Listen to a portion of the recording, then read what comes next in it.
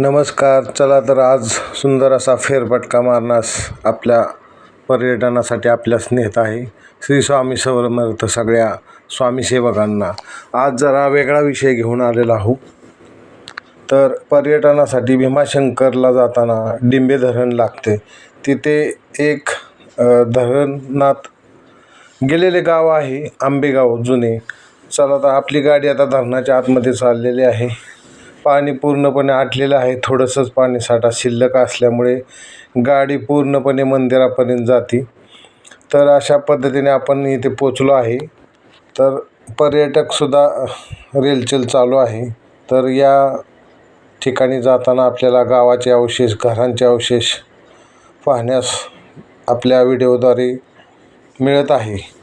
तर इथे पुरातन असे जैन मंदिर आहे. पहा, आपल्या व्हिडिओद्वारे मी दाखवत आहे. तर जरा पाण्याच्या आतमध्ये राहून राहून हे जीर्ण अवस्थेत झालेले आहे. पर्यटकांनी जाताना जरा काळजीपूर्वक त्यात एंट्री करावी. आपल्या स्वतःच्या जीवाची काळजी घ्यावी. कधीही कोणी ढासळू शकतात, पण सुस्थितीत आहे अजूनसुद्धा. तर हे गुजराती भाषेमध्ये त्यांनी शिलालेख दिलेला आहे मंदिरामध्ये आतमध्ये. अजूनही त्यांनी पूर्वजांनी ती मूर्ती मंदिरामध्ये तशीच ठेवलेली आहे. किती सुरेख असे बांधकाम केले होते संगमरवरी दगडामध्ये. अजूनही याचे वास्तव्य या मंदिराचे या पाण्यामध्ये आहे. सगळे गाव पाण्यामध्ये जीर्ण अवस्थेत झाले, पण हे पुरातन मंदिर खूप सुंदर अशा स्थितीत अजून आहे.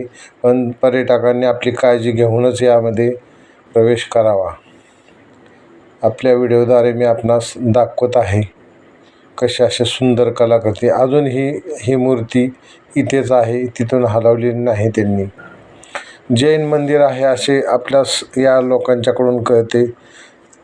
गेली 3-4 दशके झाली हे मंदिर पाण्यामध्ये जातं. पावसाळा सुरू झाला की पाण्यामध्ये जाते. आता जरा उघडे असल्यामुळे जरा पर्यटकांना पाहण्यास ही संधी मिळत आहे. तरी मी व्हिडिओद्वारे आपणास सांगत आहे, जिथपर्यंत पर्यटनासाठी यावेसे वाटते तर भीमाशंकरला जाताना मंचर भीमाशंकर रोड गोडेगावच्या पुढे आल्यानंतर डिंबे धरण आहे. डिंबे गावातून राईट साईडला डिंबे धरण आहे. तिथून पुढे आले, धरणाच्या वरती आले की पूर्णपणे 10 ते 15 किलोमीटरच्या आसपास हे धरणापासून अंतर आहे. पर्यटकांची रेलचेल चालू आहे. पहा, तर असे तेलघाणे गावातील अजूनही तिथे पडून आहेत. पूर्ण मोठी बाजारपेठ होती असे येथील लोकांचे सांगणे आहे, जुन्या लोकांचे. पर्यटनास येत असताना आपण काळजी घ्यावी. पाण्यामध्ये धोकादायक असे उतरू नये, कारण खूप खोल खड्डे आहेत अजूनसुद्धा. हे मंदिर इतकं उंच आहे 25 ते 30 फूट, पण त्याच्या शिखराच्या वर 30 फूट पाणी असते. म्हणजे अंदाज घ्या किती. आजही या घरांचे अवशेष कठीण परिस्थितीत पूर्वजांनी सोडून दिल्यानुसार आपल्या आहुती दिलेली आहे या धरणासाठी. तर आपण आपल्या व्हिडिओद्वारे पाहू शकता. खूप मोठं गाव होतं हे. तर आता परतीचा प्रवास चालू होणार आहे आपला थोड्या वेळाने. नक्कीच आपण ह्या विटा दगडमातीच्या स्वरूपात बांधकाम होतं ते पाहू शकता. तर अजूनही पाऊस सुरू होण्यास खूप वेळ आहे.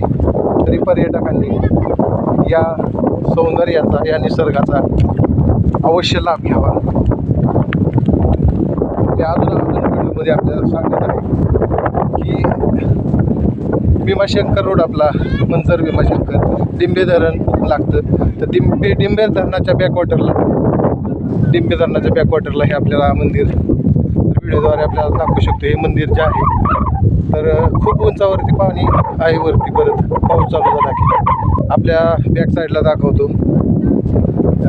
इकडं तुम्हाला पाठीमागं ही गावं दिसत असतील व्हिडिओद्वारे. तर ती नंतर ती लोक आता होडीद्वारे येऊ शकतात तिकडे, नाही का. असा हे दाखवतो तुम्हाला चालू स्थितीत. कदाचित आपल्याच चप्पल तिथे सोडूया. केलेला आहे देवाच्या पशी.